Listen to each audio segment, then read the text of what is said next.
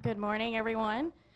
Thank you for joining us here at Charlotte Motor Speedway as we kick off our media availabilities this morning in advance of this weekend's Monster Energy All-Star Race. We have been joined this morning by Aric Almirola, Brian Moffitt, who is the CEO of Richard Petty Motorsports, and also William Heisel, who is the PAC Director of Ortho Carolina Motorsports.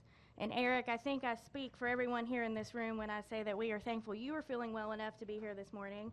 And we will go ahead and just let you take over the mic and make a few comments to kick us off. All right. Well, I'm glad to be here too. I wish I was sitting here in a driver uniform, but I'm not. But first and foremost, I want to thank God. I didn't think I was lucky. I was pretty upset in the moment.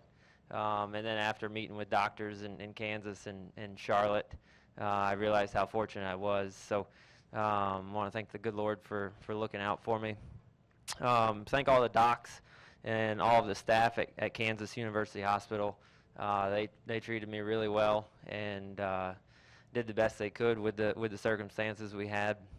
The NASCAR medical staff and everybody that got to me at the race car.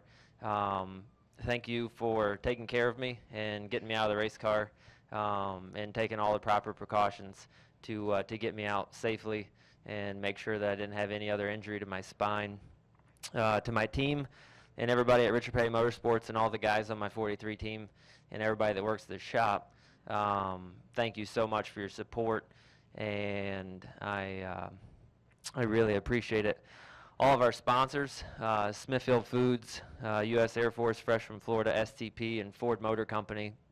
Thank you so much for the support over the last 5 years, and I think all the people and employees from each of those individual companies that have reached out has amazed me, and so the support that I've gotten from our team and from our sponsors has been really uplifting. To all my fellow competitors that reached out, I'm taking an IOU on all the plane rides that everybody offered from Kansas back to Charlotte, and we'll bank on those here coming up soon. I think I've got a prescription to go to the beach, right? So we'll turn in those, and to all the fans that have reached out, either to the race team or to our fan page. And that have written notes. Thank you so much for your support. It really does mean a lot, and it is uplifting when you're sitting on the couch to sit and read through some of that stuff. So thank you, and to my family and especially Janice, thank you so much. Janice, my wife, she has had to be super mom for this last week and super nurse and dealing with all of the things that come along with breaking your back. I would have never known that it would have been this complicated. If I did, I wouldn't have broke my back. So it's I can't even begin to tell you the complications that stem from this. But my wife and my family have been amazing through it, and we'll just continue to get through it. All right. We are going to go ahead and open for questions. Just a friendly reminder, we do have another availability that will start at 11:30, so we have approximately 20 minutes to get as many questions as we can. I know everyone will most likely have questions for the gentleman here at the table. So please raise your hand and we'll take as many as we can. We're going to start with Jim Utter. Jim Utter, motorsport.com. Hate to ask you could kind of relive what was a painful incident. Yeah. But could you talk a little bit about what actually transpired that got you involved in that accident, since you were quite a bit far away before it transpired? Yeah, I rewatched the replay, and I was actually, if you put the replay in full speed, I was just shy of 2 seconds behind the accident. So in race car driver terms, that is a long way, and I should have missed the wreck. But I committed to turn one when I got there. The cars that I was racing around went to the bottom, and so I committed to the very outside lane. And simultaneously, when I committed to the outside lane, I saw the accident up ahead, and they came across the racetrack very abruptly and went into the outside catch fence. and I immediately knew that they were in my line of path, and so my car was loose into the corner all night anyway, but I was entering the corner. I saw the wreck, was very aware that the wreck was there, and I got on the brakes and turned the steering wheel to the left, and my car got loose, and the next thing I knew, I was on oil or water or something, because my car wouldn't slow down, it wouldn't steer. I felt like, from that point, I felt like my car was on railroad tracks, and I was just headed straight for the wreck. Like, there was nothing I could do, and I've been doing this for a long time, and I feel like I've always been, able to miss wrecks, especially from that far back, and I watched the replay, and I feel like an idiot even being involved in the wreck, but there was honestly nothing I could do. My car was on ice. And when you watch the replay, it looks like I'm going way too fast, and I am, because my car wouldn't slow down. I had no grip, and I assumed that when Danica's car blasted the outside wall, that it must have knocked the radiator and oil and stuff and got it all in the outside groove, and it run down the racetrack, and I was in it. So that's how I ended up in the wreck, and I knew it was coming. I saw it. I braced for the wreck. And immediately when I hit Joey's car, I felt pain in my back. It felt like somebody stuck a knife in my back.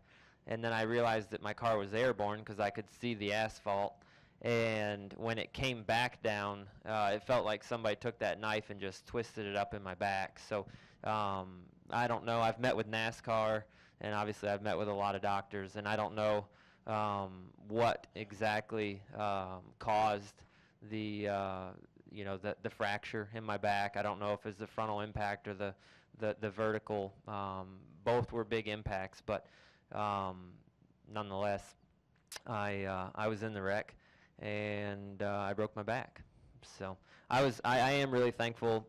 Looking back on it and watching the replay, I'm very, very thankful that that's the only thing that happened in that wreck, is that I got a broken back. I think if Joey's car would have been 3 feet more down the racetrack and I would have hit him in the door number, that would have been very violent, and I think Joey would have been seriously injured. And then obviously seeing Danica's car on fire, if I would have got into the back of her and run into her fuel cell or something like that, that could have been a lot worse than it was. So for all relative circumstances, I guess things worked out the best they could. All right, we're going to go to Tom, and then Lee, Jeff, Bob. Hi, Aric. Tom Jensen, FoxSports.com. Do you have a timetable for your return? So I've worked with my doctors down in Charlotte, and obviously Dr. Bill Heisel here, and we're working on it. But everybody's telling me that with this type of fracture, it's 8 to 12 weeks. So I'm not happy about that. But Dr. Coric in Charlotte advised me that this is nothing to mess around with. Definitely need to make sure that this is properly healed before I get back in a race car. Getting back in a race car 2 weeks too soon is just going to add 2 more starts to my start column in the stat book. But if I were to get in another similar accident and not be properly healed, you're talking about potentially being paralyzed from the belly button down. So I'm not going to risk that. I've got a lot of baseball to play with my son, and I'd like to dance with my daughter one day at her wedding. So I'm not going to risk it. So whenever the doctors clear me, I'll be ready to get back in a race car. All right, Lee, go ahead. Lee Spencer, Motorsport.com. Talked to Dale Jr. yesterday, and he said that you described the springs as coming out of the car, so when you came down on impact, there was nothing to break the fall. Is that accurate? Yeah, I think so. I don't know that the springs didn't actually fall out of the car, like disappear, but I think they come out of the spring buckets. The springs are actually tethered in, but when the car came back to the garage area, the springs were not upright in the spring buckets. And so I think, I'm not 100% sure, and NASCAR has reviewed the video, the R&D Center has, and there's nothing showing that the springs are physically out of the car upon impact with Joey's car. But when the car came back down, it violently hit on the left side frame rail, and the left side jack post, and the R&D center shows that as well. So I think that violent, drop from 6-7 feet in the air, coming down and hitting the left side jack post and the left side frame rail there, just put all of that energy right up through my back. I mean, I can tell you that at Martinsville, when we run really low frame heights and really low air pressure, when they drop the jack on the left side, it's violent on a pit stop. And so I'm fairly confident that dropping a car from 6 feet in the air down onto the left side jack post is a very big hit. Jeff, go ahead. Jeff Gluck from jeffgluck.com for Brian. What was the process for coming up with Regan as a replacement for this week, and do you think that he will continue past this week? Well, we're still working through that right now. We're working with our partners. The process was we wanted to make sure that Aric was okay when this happened.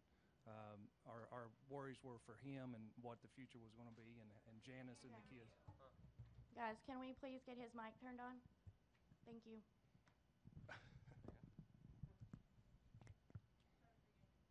Okay. Can you hear me now? Sorry about that. Yep. So we were mainly concerned about Aric, when it happened, and we have a protocol that we go by, and having Aric and Janice and all of our thoughts and prayers was first and foremost. The process that we had is when we got back to North Carolina, the King and Drew and Aric and I sat down and come up with a list of people that after we knew what the diagnosis was, and we're still working through that with our partners. So as soon as we know for the future, we'll be letting you guys know that. But right now, we're thrilled that Regan's going to be in the car for this weekend. All right, Claire, if we can get a mic to Claire, please.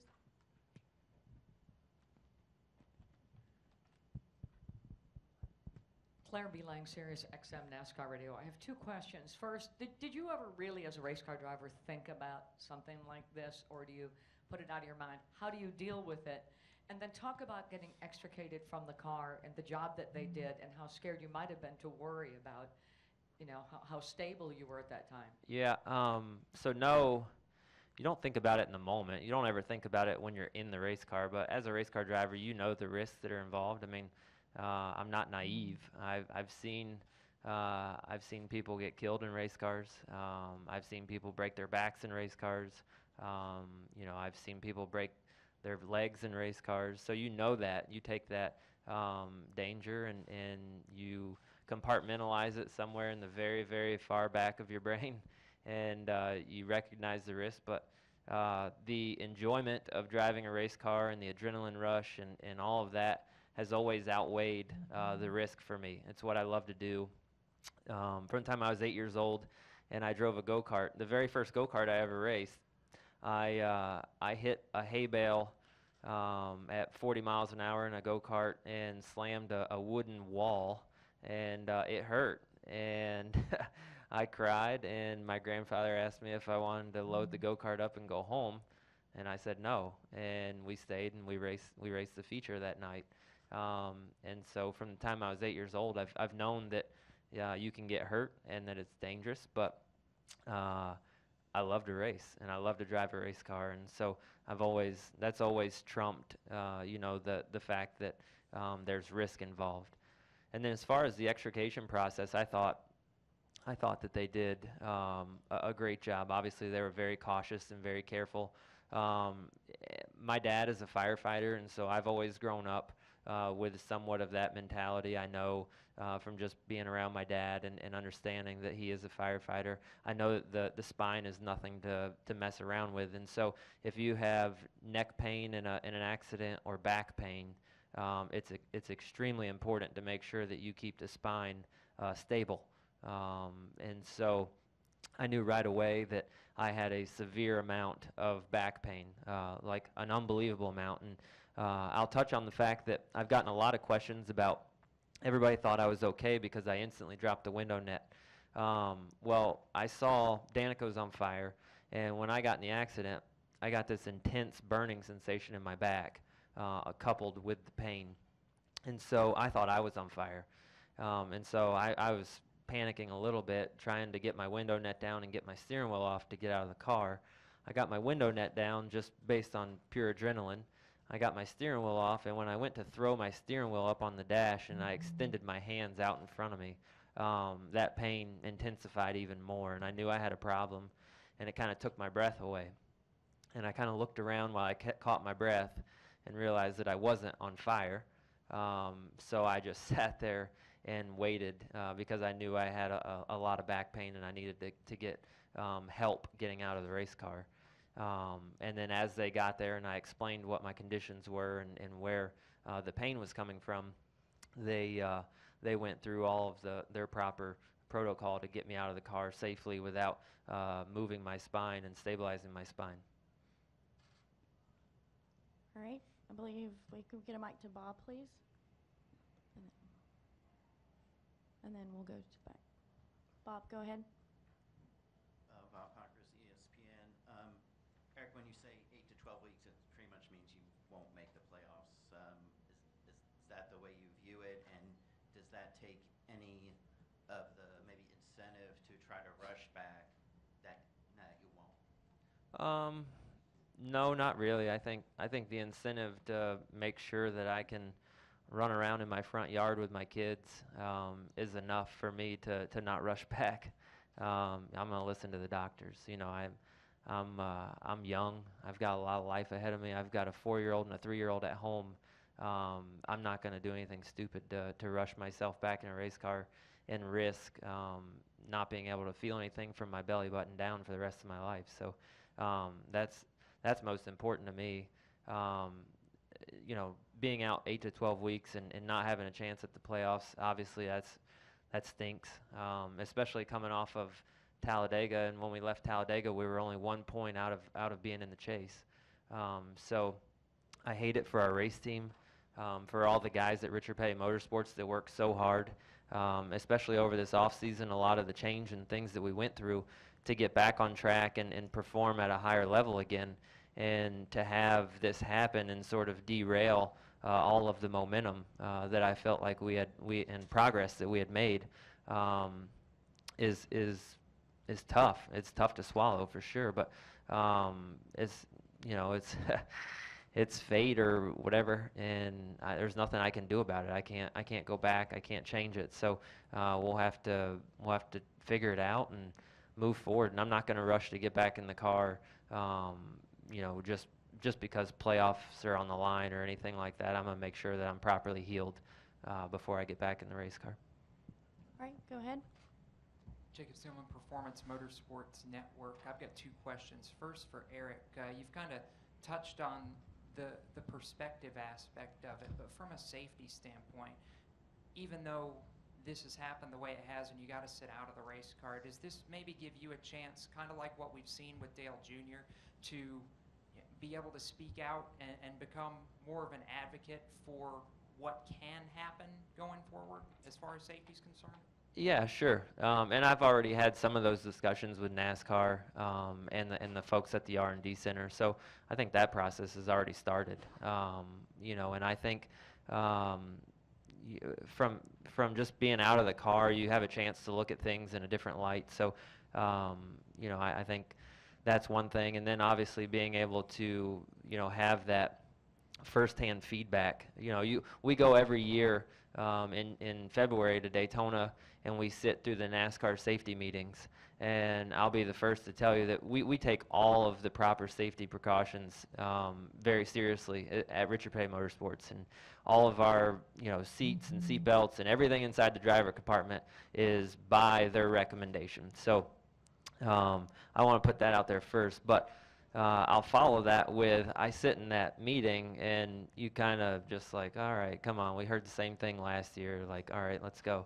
But I can tell you that it is very serious, and I think I could, me and Dell Jr. and others that have been in serious accidents can learn from the fact that we have those meetings and they're for a reason, and they're for our benefit. Those people aren't wasting hot air up there, and so it's important to listen to them and make sure that we do everything we possibly can to make our race cars safe. And I think NASCAR has done an amazing job at making our race cars tremendously safer over the years. And I think if you look at the impact, and I've reviewed some of the data with NASCAR, if you look at the impact and you look at the G load that I went through during that wreck, I'm pretty lucky to just have a compression fracture to my T5 vertebrae.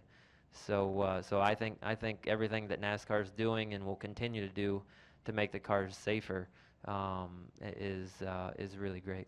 And Brian, real quick, as far as Regan goes, being in the car this week, he's got a lot of Cup starts, and yet he's also got the reputation as the super sub. I think this is the 6th Cup car he's subbed in at one time or another. For you guys, does that make it easier knowing that you've got kind of a proven commodity, so to speak, driving for you this weekend? Absolutely. We were looking at a Cup driver for this situation, and Regan stepped in, and we feel like he's going to bring the car home safe, and consistency is what we were looking for, and he has that type of record. He drives a lot like Aric, and that's what when we come to this conclusion. Yeah, thank you. All right, we have approximately 5 minutes left, so we're going to go to Chris Knight, Deb Williams, and we'll end with Jenna. Chris Knight, catchfence.com. Aric, I was just wondering if you could describe your pain level today compared to what you had to endure last weekend at Kansas, and if, like, every day, is it painful to walk? Is it painful to move around? How much are you actually moving around? And then, are you going to be in a back race at some point during the recovery? I'll let Heisel talk about the brace, but from everything I've been told, there's really no necessity for a brace because of where the fracture is at. It's supported by the rib cage and the sternum and the vertebrae above and below. So I have not been fitted for a brace or anything like that. I don't think there's going to be a reason for that. As far as the pain, it's pretty bad. Immediately, on a scale of 1 to 10, if 10 was excruciating, it was a 9.5, and it slowly got better, and then for whatever reason the last couple days it's creeped back up. I've been trying to get off the pain meds so I could sit up here and talk to you and not look drunk. I've not taken any pain meds in the last 48 hours, so I've been trying to get off of those, and as I do that, the pain does intensify. For me, I think the most challenging part is just never getting comfort or relief. Like, I've broken other bones, and I've broke my leg in several places in my tibia and fibia. I've broken my shoulder blade. I've broken a lot of things, and as long as you immobilize it and you can sit on the couch and raise it up, and it doesn't really hurt until you get off the couch and all the blood rushes to it and then it throbs. But with this, it's constant pain all the time, and the only thing that gets relief is constant change. So if I sit for too long, I got to stand up, and stand up, when I stand up it feels better because it elongates the spine. If I stand for too long, it starts to hurt, and then I got to sit down. So I'm constantly changing position, and nothing alleviates the pain.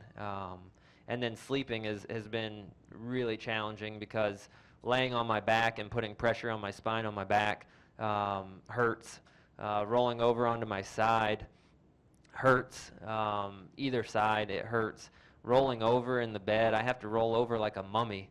I can't really separate my shoulders and my hips, because if you think about it, you see people before they start to work out in the gym, and they put their elbows out and twist, from their hips, and they twist their shoulders, and it pops their back or loosens their back up.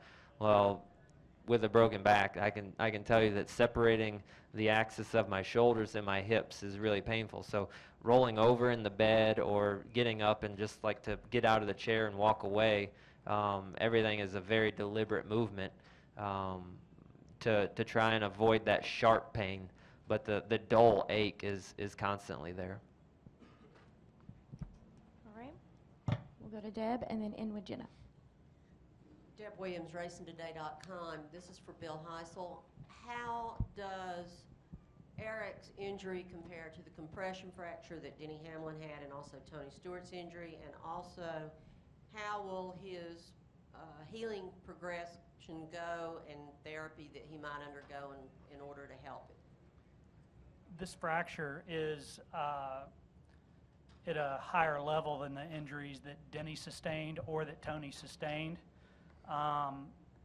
This fracture, though, has outstanding healing potential because of the location.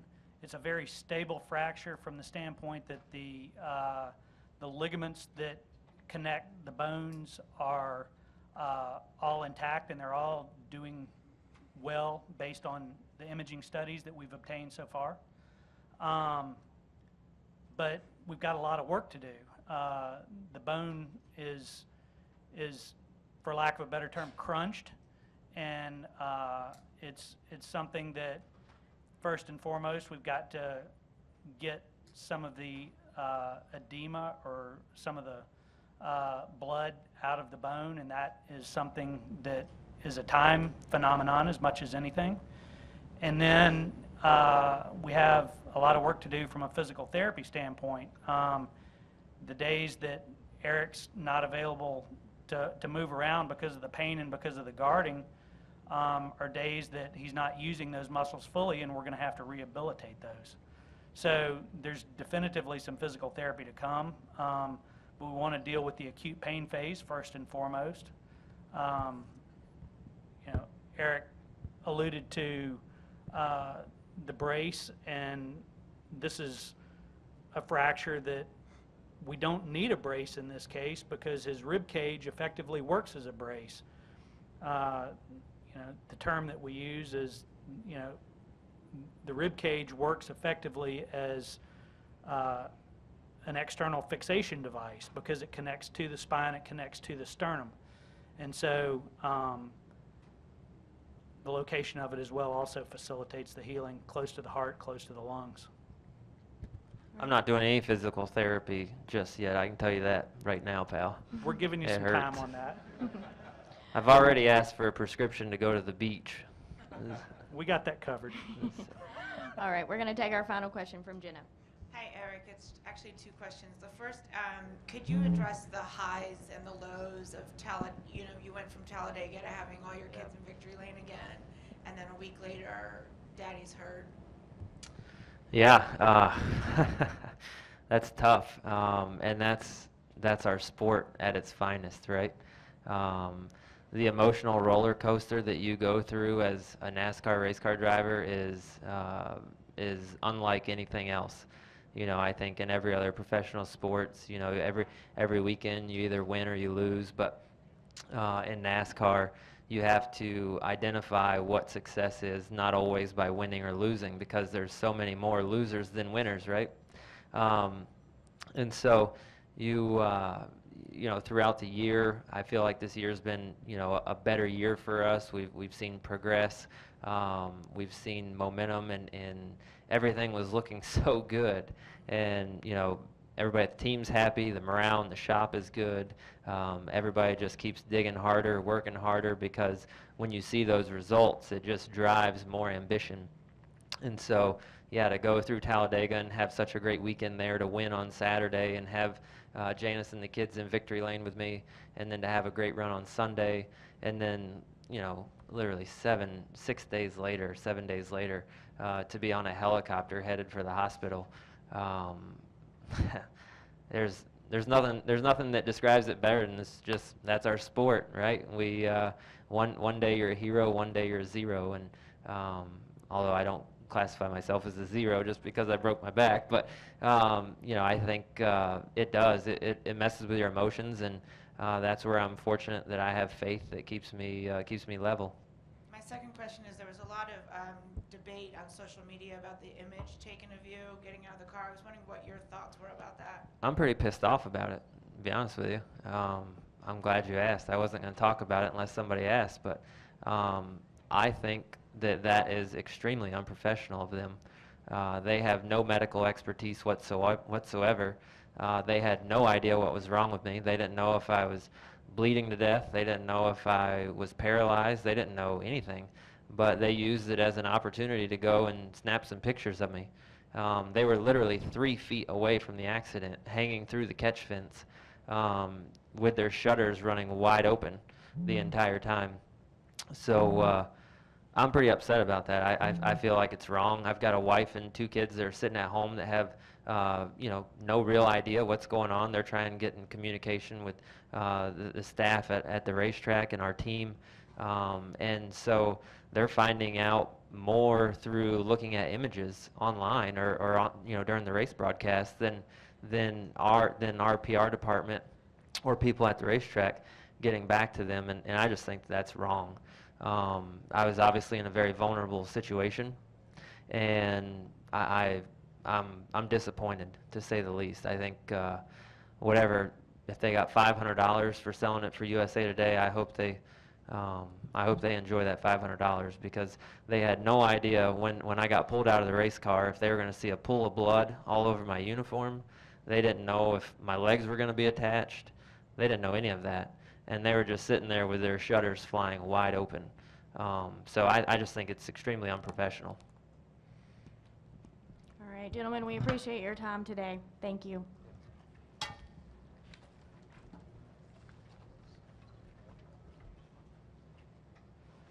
Hello, everyone. Good morning. I'm Michael Waltrip.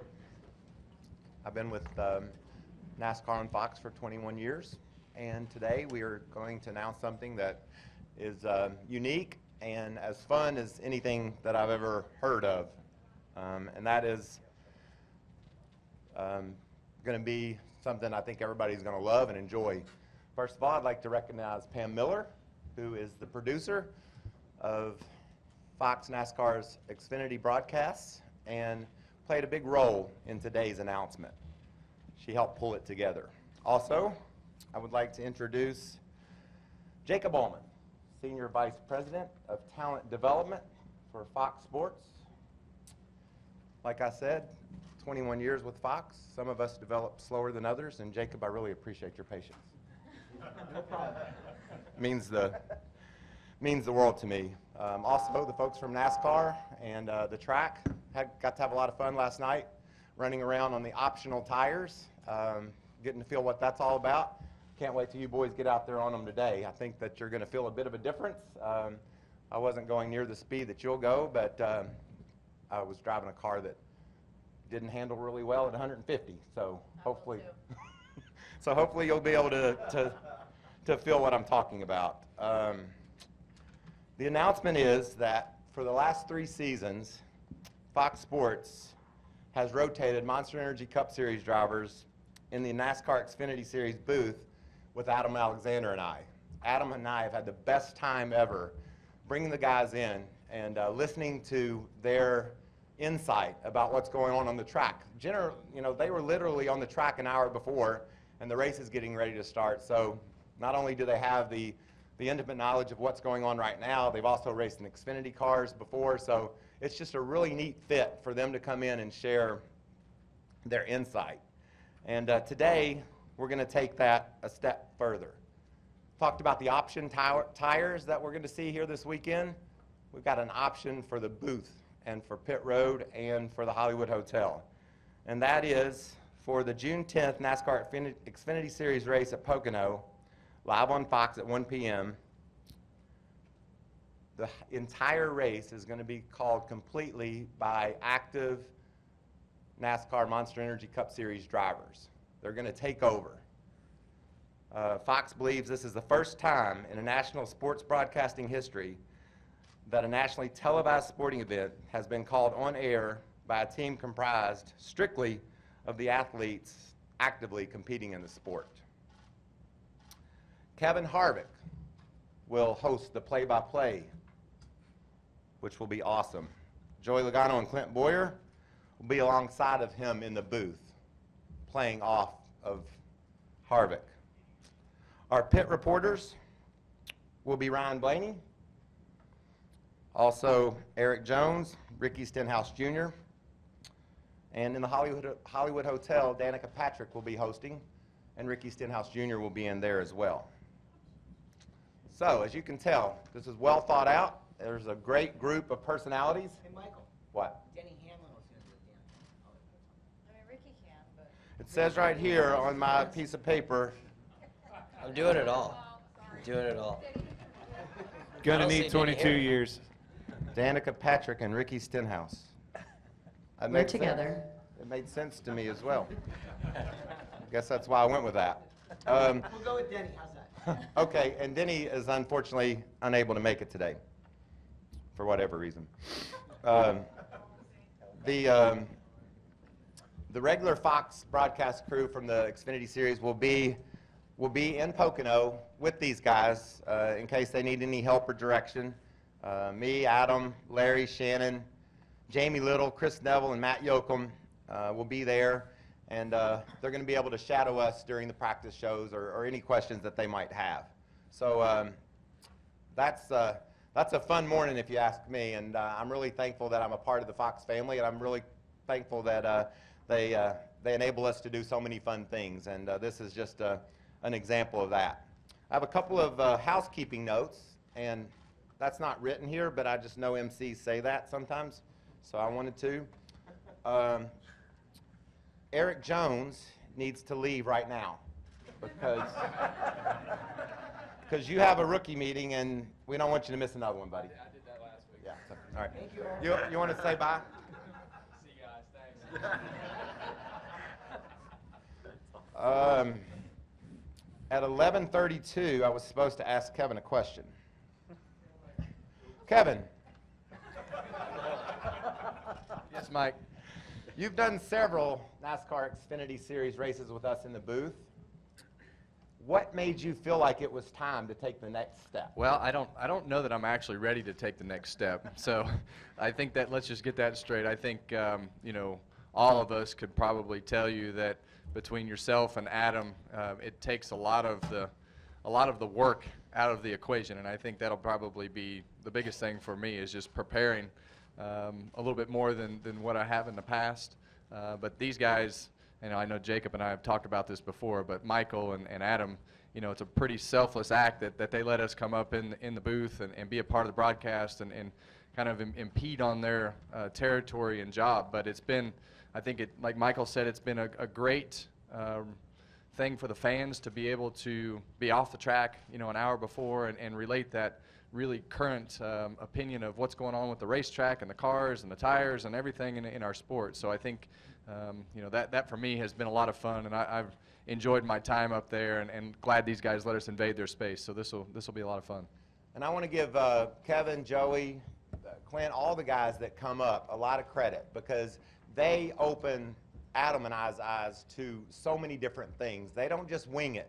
They study, they're prepared, they watch film, they understand what's going on, and they bring so much to the broadcast that it's just it's an honor for me to be able to race against these guys all these years and then be able to see their passion and their heart for the sport, to bring that type of dedication to the booth that they do to the race car. It doesn't just happen because they want to have a little bit of fun. It's fun, but it's also work, and they understand that, and I appreciate all that they put into it.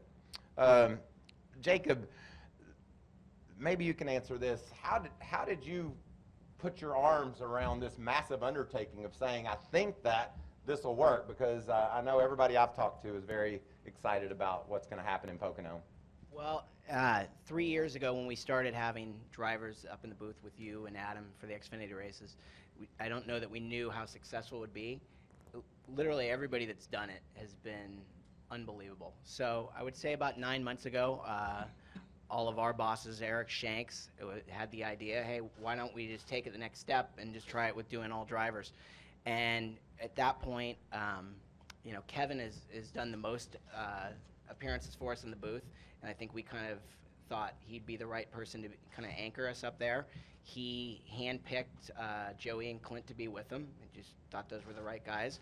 And then I think we identified that we thought Danica would be the right person to be in the Hollywood Hotel with, you know, all the commercials she's done, TV appearances, just felt like the right fit. And then for Pit Road, I think it was, you know, as we've seen all the great young drivers that have had so much success this year, I think we wanted to have 3 people that hadn't necessarily worked for us before, but we thought would be people that might fit in the future. So between Aric, Ricky, and Ryan, it just kind of felt like the right fit there as well. what young talent you have down on pit road, and they need to be versatile and they have to be quick to get those stories, and you kids can really get that done, I know. Ricky, congratulations on the big win at Talladega. Ryan, it's been fun watching you make the Wood Brothers car run fast and out front, so congratulations on that. And Danica, what's it going to feel like trying to do something that Chris Myers does? I think I'm going to need a lot of hand holding. I think I'm going to need a lot of primping. I find one of the hardest things for me is to get my hair and makeup done in time for broadcast. Because I just struggle with that as well. Got out of the car and I don't have any of it done. So I think I'm going to go with ponytail for the broadcast maybe, or half up. Let's just get it out of the way. But no, I think this is a great opportunity. This is a great idea. Thank you, Jacob. This was, I think that this will draw a lot of attention and perhaps, I don't know, revolutionize TV a little bit with sports and who's included and how they are. I think there's nothing better than putting people in position that are the most current and aware of what's going on. And then on top of that, personalities that are prepared to give their honest opinion as well. So I think this is going to be really cool, and I don't quite know what I'm in for. I have no doubt it will be probably more of a challenge than whatever I'm doing that day otherwise. But I'm up for the challenge. I like to try new things, and so we'll see how this goes. And Shannon's going to have to lead me to water. Gotcha. Hopefully I drink it. Speaking of drinking, Clint, how do you think you will prepare? How do you think the pre-production meetings with your fellow booth mates, think there'll be a few bushes included? She said revolutionize. I think it's good job security for you guys. I think it's a great idea you guys letting us do this. It's going to be a ton of fun. It's extremely hard. When you go up there in the booth and you watch, Adam Alexander do his thing, and you watch how you guys work alongside. You take care of the business side of it. You call the race. There's a lot going on behind the scenes. The pit road reporters having to get the information fast, like you said, and getting counted down, who to throw it to, all these things that we all take for granted watching it on TV. When you're up there in the booth and you see it all going down and the producers in the ears and all the things that's going on, it's really eye-opening. So I hope that it'll be a learning experience. It's going to be something. I can promise you that.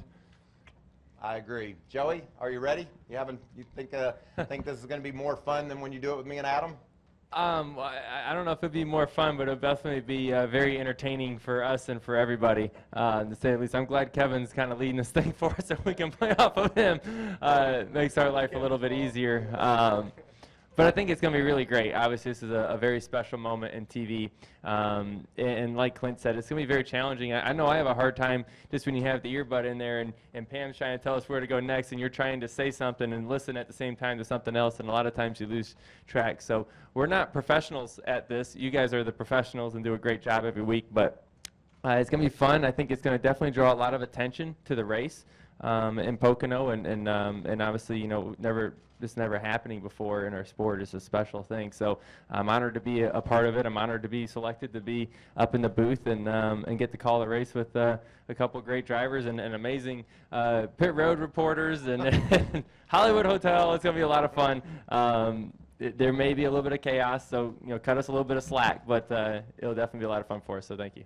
I think it'll be fun. Blake, run down there to pit stall 40. Go back down to 1. Go We're just going to have you running. Run back down there to 30. Pit road at Pocono isn't that long, so you'll be all right. Boom goes the dynamite. If I say boom goes the dynamite, it's not going well. So just keeping with my timeline, at 11:35, you guys out there are supposed to ask some questions. So does anyone have a question? Because this is really going to put me back on time. Okay. That would have really worked out if there wouldn't have been any. Yes? Jacob, how do you know that these guys can pull it off? What sort of support?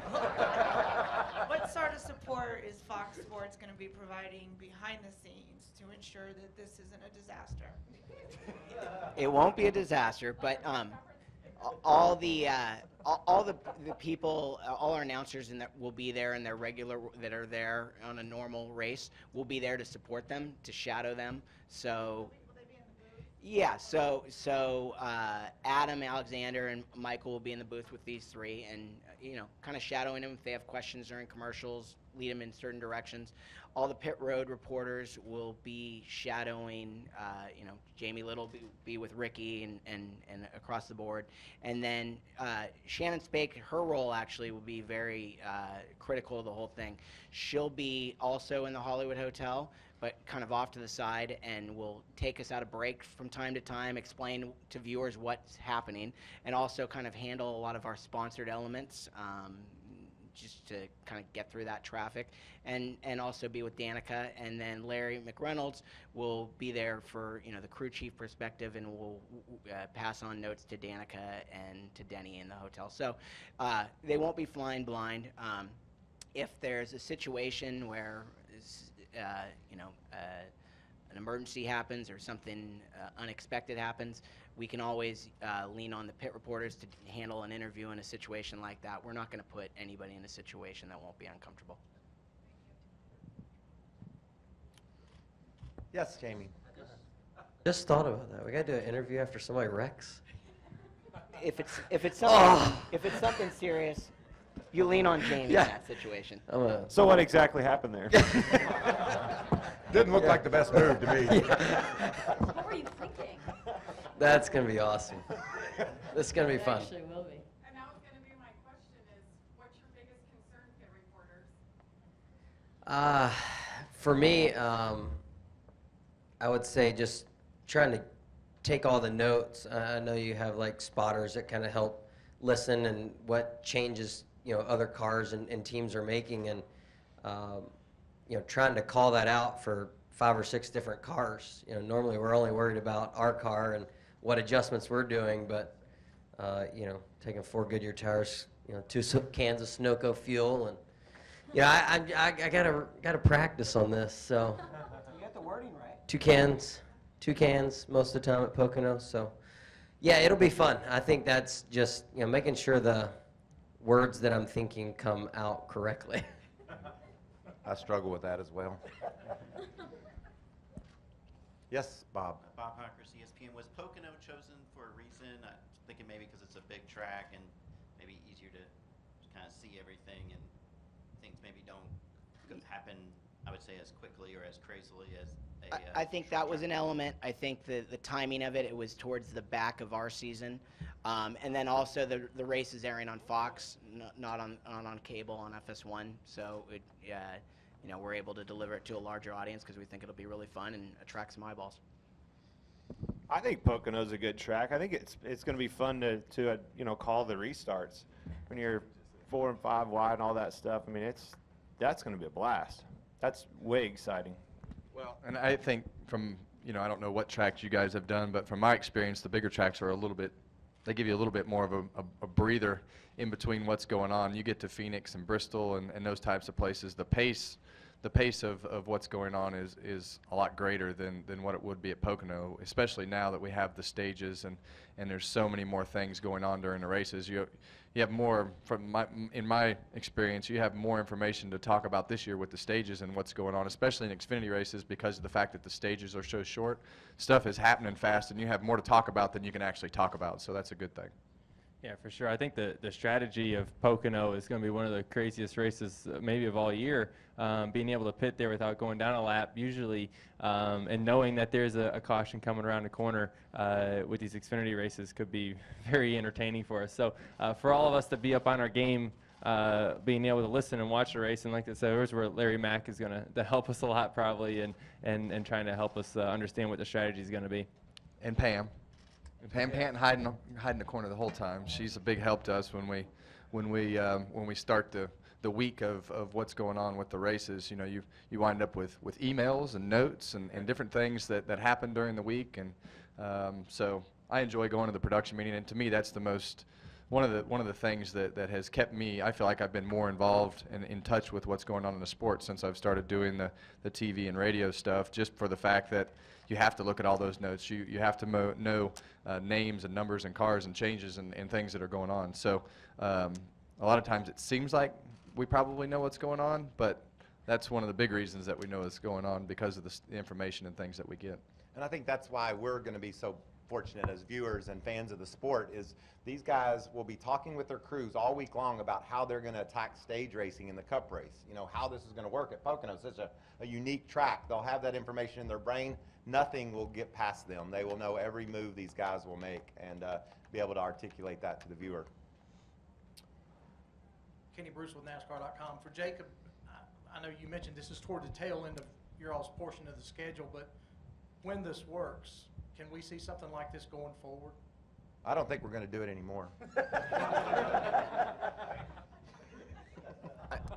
Absolutely, we could be open to it. We'll see how it goes. I mean, I think that when we, 3 years ago when we got back into broadcasting the Xfinity Series and had the idea to have guest announcers, I think we were so happy with how well it's gone, and I don't know that we said every year we'll do it, but we have, and I don't see any time we'll ever stop it. So if this goes well, it's certainly something we'll look at doing in the future.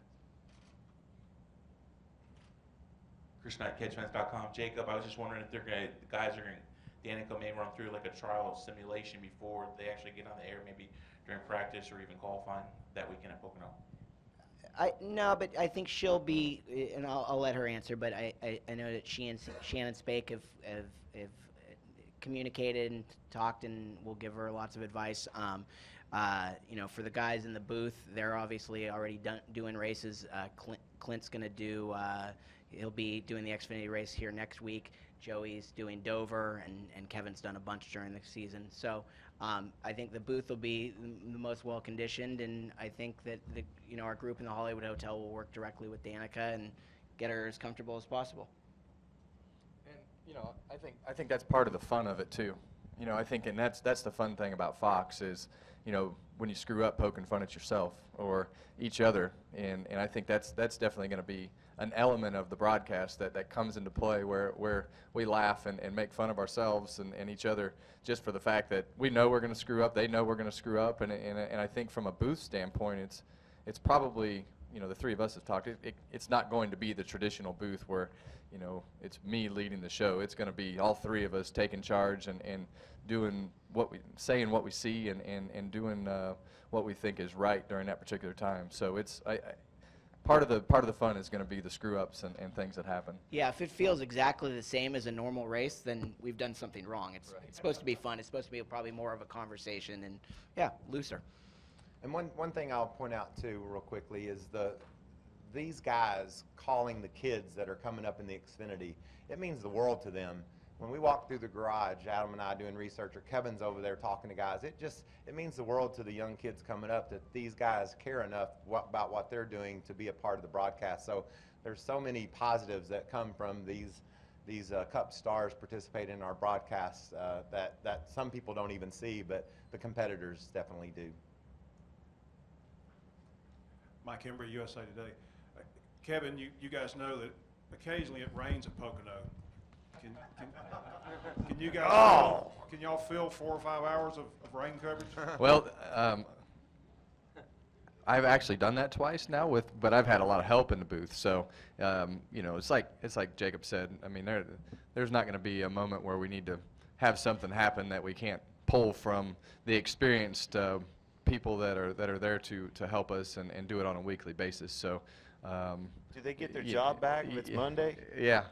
They get their job back if it happens on Monday. Yes! So it's we're here for you, buddy. It'll be fine. I think that's the biggest thing is we'll work through it. I think all of us, whether it's the booth or on pit road, I think all of us have done enough of this and been around this long enough now that we could probably BS through just about anything if we have to. And that's really what you want it to feel like, right? You want it to feel like you're having a conversation with your buddies about a great race that's happening on TV and inform the people that are watching. That's the goal. I believe the idea of having a pre-production meeting the night before came up, though, to answer your question a little bit about are we going to be watching film or how are we going to prepare. And I'm actually very much glad that we're doing that because I feel like you can kind of go through the flow of how the next day is going to go. You know, we talked about bringing, you know, pizza, beer, and I told Shannon I'll bring the wine, but I think I might just need to focus.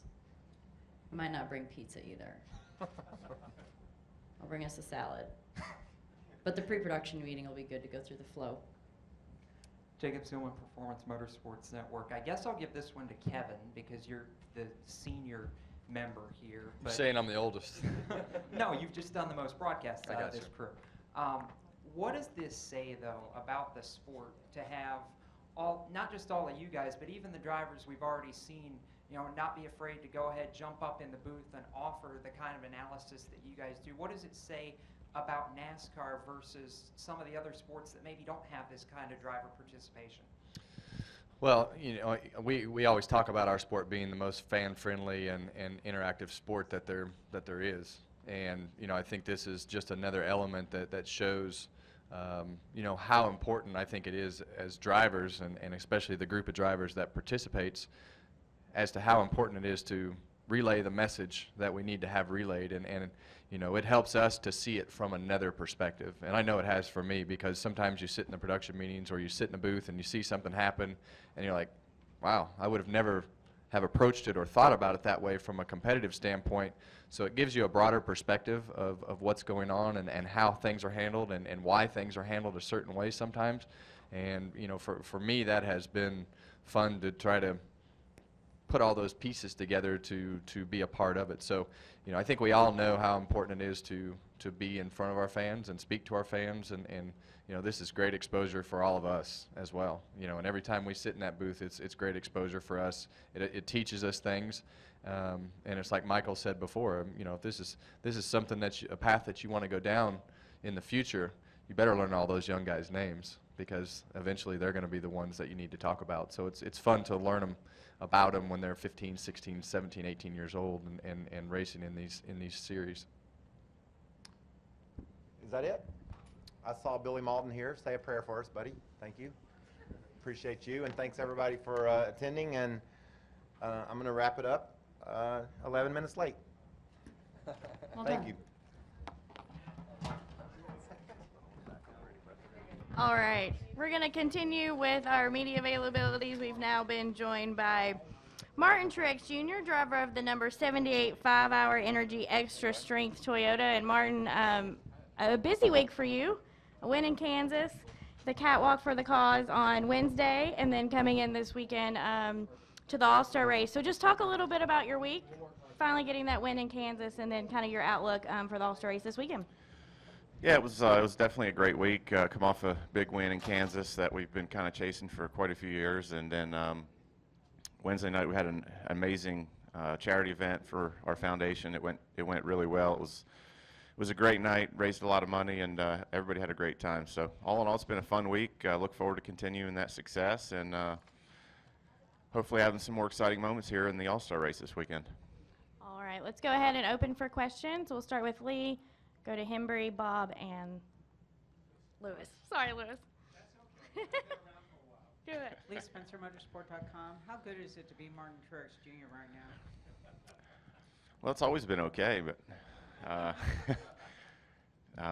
this week, just the last couple of years in general has been awesome, and you know, this week has been fun so far, and you know, so proud of the catwalk this year and how far it's come in 8 years, and all we've been able to do with that and raising money, and just the interest level and the excitement level around that event each and every year keeps growing. So that's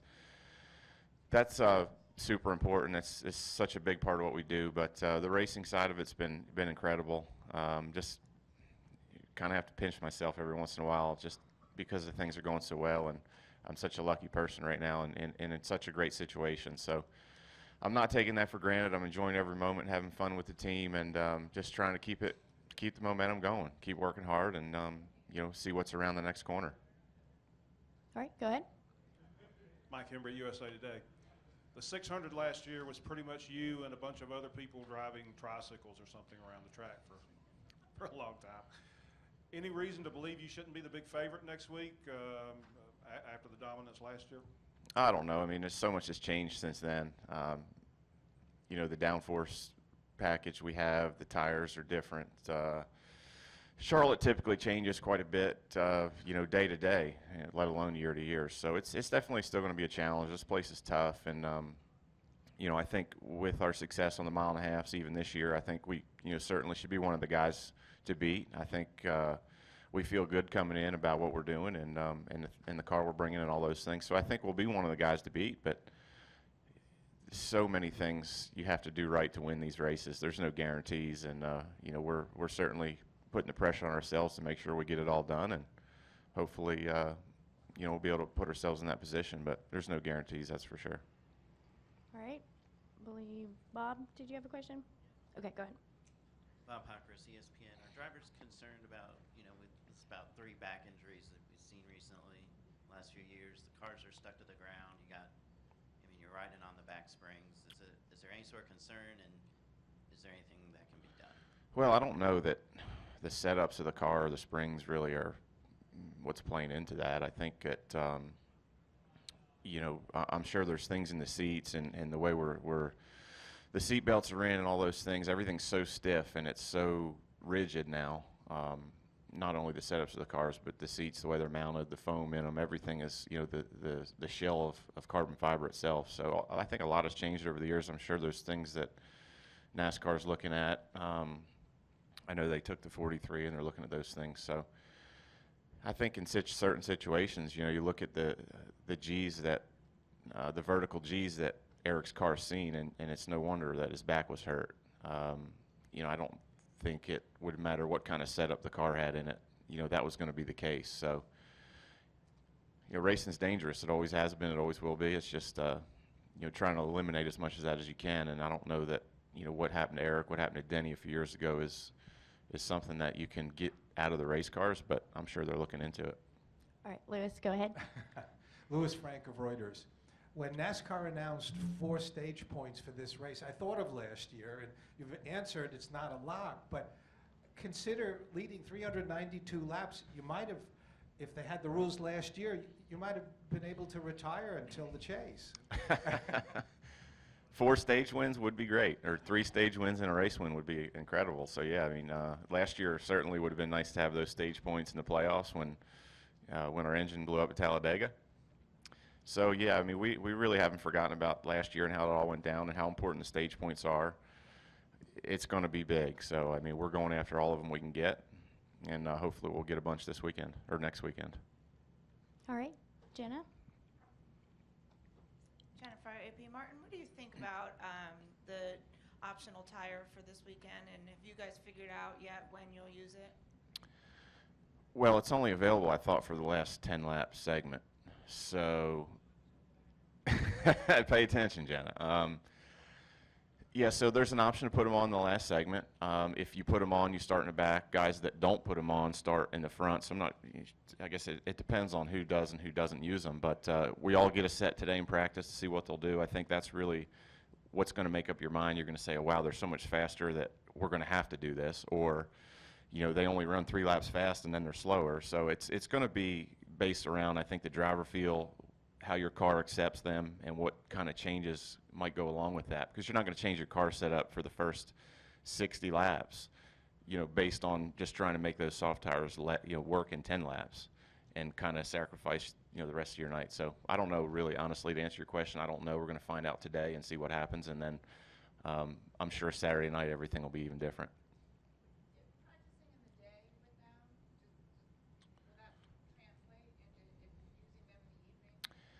It's not a direct comparison, I would say. I would imagine that they would probably work better in the sun and the heat today than they would at night. The track's going to be faster. It's going to be have more grip. I think the normal tire that will race the 60 laps on the first 3 segments will be much better tomorrow night than it'll be today. So, again, all those things are going to have to be taken into consideration and kind of just be ready to make that decision tomorrow night based on what you know. All right, Kenny, go ahead.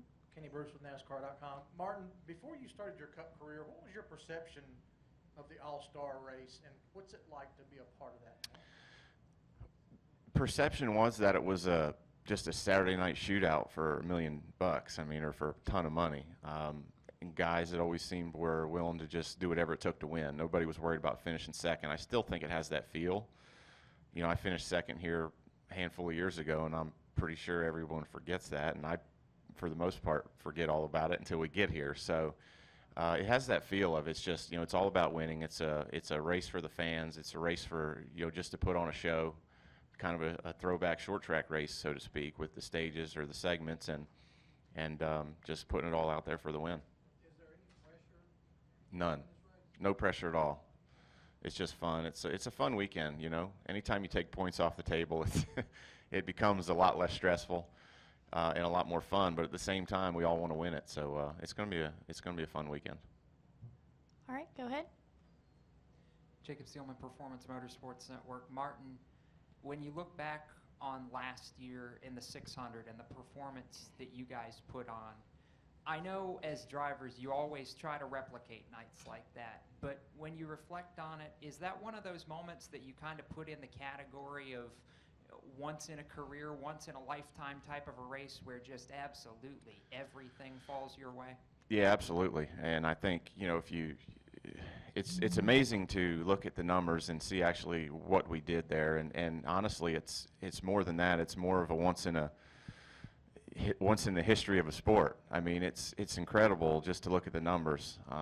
You know, again, so many great drivers, so many dominant races throughout the history of NASCAR, throughout the history of the Cup Series, and to be able in this day and age with how, you know, the competition level, to be able to lead that many miles, that many laps is something that's going to be tough to replicate. So hopefully we can do it. It'd be a great time, but it's going to be tough for sure, especially with stages and all that. So it's going to be interesting. All right, go ahead. Caleb Whistler, Speedway Digest. Martin, with the addition of Aric Jones this season, how has he translated information to you, and how have you translated information to him, and how big of an asset has he been to Furniture Row this season? Well, I think it's gone well, going to 2 cars for our team, being that it's, you know, the first time. It's, you know, Furniture Row's always been a single car effort, so there was a lot of work in the off season, even towards the end of last year, that they started preparing for, and I think everybody's done a great job with that. You know, information flow, I think the teams are working well together. Really no different than teams I've been involved with, you know, in the past. We share information. They build the cars the same. They build them together. Kind of, you know, both cars are built in the same shop by the same guys. So all that stuff's going really well. You know, Aric has had good speed at times this year. They've been a little bit inconsistent, but that's to be expected with a rookie team and rookie drivers. So I think they've done a good job, and, you know, feel like they've had some missed opportunities to have some good finishes. So hopefully they can clean that up. But it's been fun. They've been great teammates so far, and I expect it'll get better as we go. All right, any final questions for Martin? All right, thanks for joining us. Best of luck this weekend. Yep, thank you. All right, we're going to continue with our final media availability today in advance of the Monster Energy All-Star Race Weekend, and we've now been joined by Todd Dillon, driver of number 13 Geico Military Chevrolet. And Ty, I'm sure coming to Charlotte Motor Speedway is always a special place for you. You've lived close here to the Charlotte area, and then also most likely grew up coming here a lot in your childhood. Any favorite memories when you come to Charlotte? Man, I haven't missed very many races here since 1992, and I didn't make that happen. You did not. It was mind games. Since I was a baby, pretty much. My grandfather's got a condo in Turn 1, and ever since I remember, I've watched every single race, whether it was Xfinity, Truex, Cup, that has been on this racetrack. Even watched the IndyCar race back in the day. It's definitely a special place for us. There's a lot of memories here. This is also where I made my first racing start in the Bandolero and Legend Cars. Actually, our first test was on the little 5th mile behind the track, like a lot of others, I'm sure. Ryan Blaney and Bubba Wallace. We all raced here every single weekend against each other growing up. So this place is special to a lot of us drivers that are from North Carolina, which, you know, is kind of a funny thing about NASCAR is everybody lives in North Carolina, but there's only a few actually in the Cup Series that are born and raised in North Carolina. So Charlotte is a very, very special place to us. All right, well, we'll go ahead and take questions for Ty. If you have one, please raise your hand and state your name and affiliation, and we'll get the mic, and we'll start with Jacob in the back.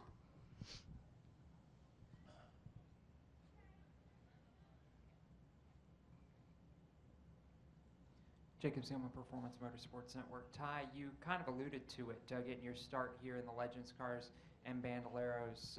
Back when you were first starting out here and running the little short tracks, at that point, I know the dream is there, but did you think this soon you'd be coming back as a full-time Cup driver, as a Cup rookie, racing on the big track? It was definitely a goal of mine when I started, and I never let it be anything else. I remember sitting out there waiting on a legend car race to be over on the quarter mile here on the front stretch, and they would park the Bandoleros on the entry to turn 1, and you'd circle around and come on the track. I'm sure they still do it now. And looking down into turn 1, like, man, one day I'm going to be going around there one day. And so when I got that opportunity the first time in the truck was really cool to kind of go back and cash in that memory. So this place is very, very special to me, and having those memories as a kid, thinking about one day this is what I want to be doing, and makes it surreal now. All right, we'll go to Zach and then Kelly. Zach Albert, NASCAR.com. Ty, you've done double duty just about every weekend this year. Was that a conscious decision, at the outset of the year to try to build up some more experience, and how much has it helped? It's helped a ton.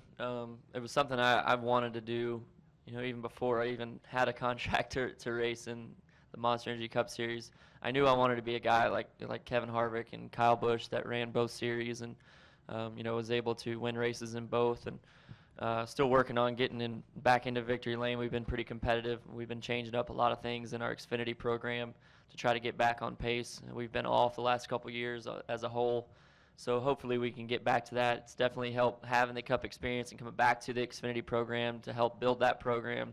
And it's also helped to get laps for the next day, being a rookie at a lot of these racetracks. So I think the first racetrack that I haven't ran double duty this year was Kansas last week. And I was sitting around doing nothing, and I was like, my body's not used to this. I need to get back and be doing double duty. So I look forward to next weekend where we get back in the Xfinity car and have a good shot at winning there.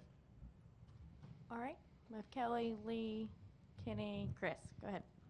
Kelly Crandall, Racer.com. Ty, you had said early in the season when I talked to you about this rookie battle that you really think, just in general, that your team is set up to kind of surprise a lot of people this year just with the overall performance of Germain Racing.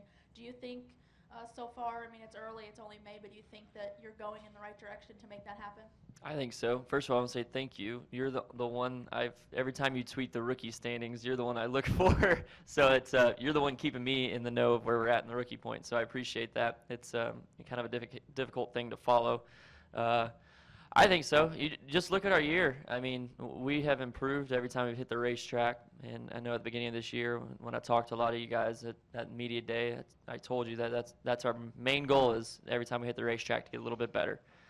We've definitely done that. We started off getting a bad finish in Daytona, but we ran pretty well and pretty strong all day.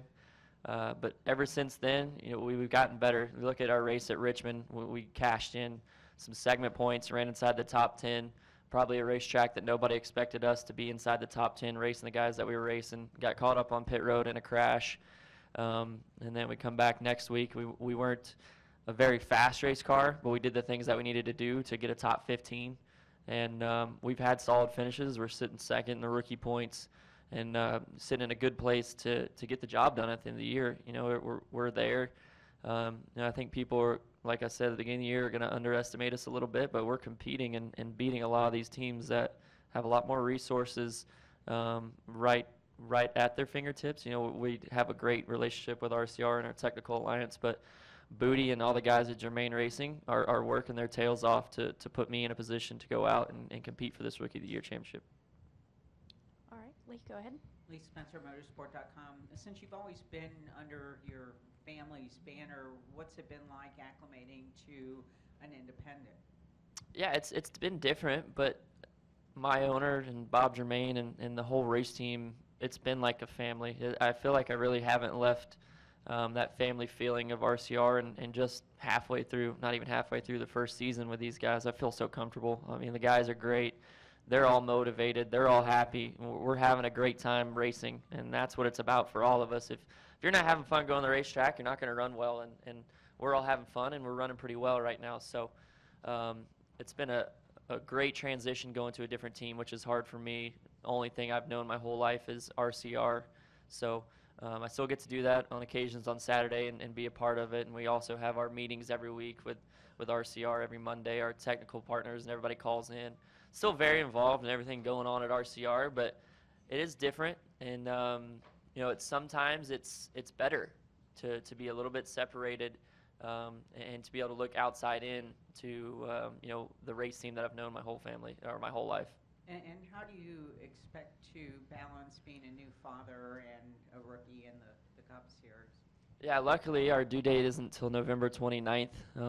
My wife is awesome, so you know, I'll be taking care of her up into that and preparing to be a new father. And as long as she comes, oh, by the way, it's a girl. I just spilled the beans, I guess. But we're having a little girl. We found out, so we're very excited and be the first little Dillon girl. So we're very excited for that. But as long as she comes right around when she's supposed to be and not too early, we'll get through Homestead, and I'll be home to be there with Haley. And it's nice that it's kind of right as the off season starts. We'll have a couple months to go through those pains that everybody talks about with a newborn, and I know it's going to be hard, but you know, I'm looking forward to going through that, because you know, it's what life's really about. I mean, we're out here racing cars and very blessed to be able to do so, but for me, being able to raise a child's probably the ultimate thing that I look forward to in my life.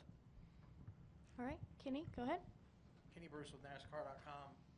Ty, you talked about how helpful it was to be able to run double duty, but being as it's your first season in Cup, has it ever been an issue trying to balance both of those on the same weekend? And what's been the most difficult part of that adjustment for you?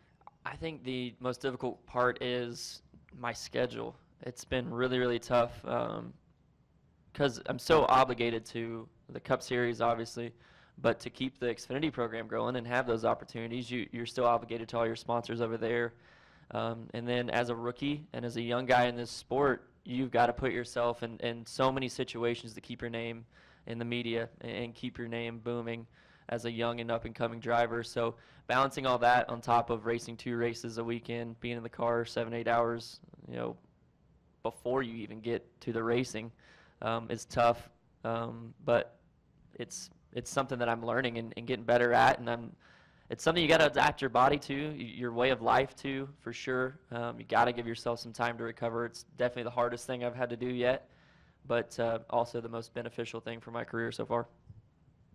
All right, any final questions for Ty? Okay, go ahead. We can get a microphone. Thank you. Ty, Ben White with Lexington Dispatch. Just a quick question for you about Kentucky Motor Speedway. When you describe that racetrack, can you give me a word that describes it, and then how do you do well? How do you do there?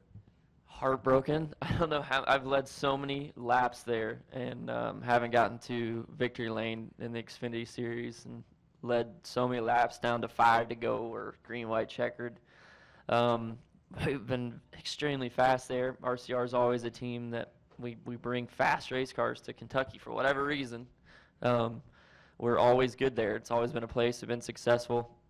So I love it. I got a little bit of a love-hate relationship. Maybe this year will be our year. I look forward to going there with a Cup car, I think for the second time in my career, and having a good shot at really you know, putting together a good finish. And I think right now our focus is kind of going back to our expectations on this rookie year. Is we had expectations to just finish on the lead lap this first half of the year and get good finish race, but now it's time for us to change our expectations to run inside the top 15 and run inside the top 10, get some segment points. We start doing that, and then we start setting our eyes on making the chase. All right, and Ty, before we let you leave, I know you'll have the opportunity to compete in the Open, but what would it mean to advance into the All-Star race tomorrow night? It means everything, because that means I'm an all-star in this sport when you make it in that race. I think that's something that's overlooked a little bit. This is our all-star event, and the drivers that are in it are all-stars of our sport. So I think that's something that we could do a better job of publicizing a little more. I mean, the event is awesome. It's super fun. But the fact is it's all-star event. Everybody watches the MLB All-Star game. Everybody watches the NBA All-Star game because of the All-Stars. So I think, you know, being a part of that race and knowing that this year, if I make it in, I'm an All-Star in the Cup Series in my rookie year, that'd be pretty cool. Well, thanks for joining us today, and we wish you the best of luck this weekend.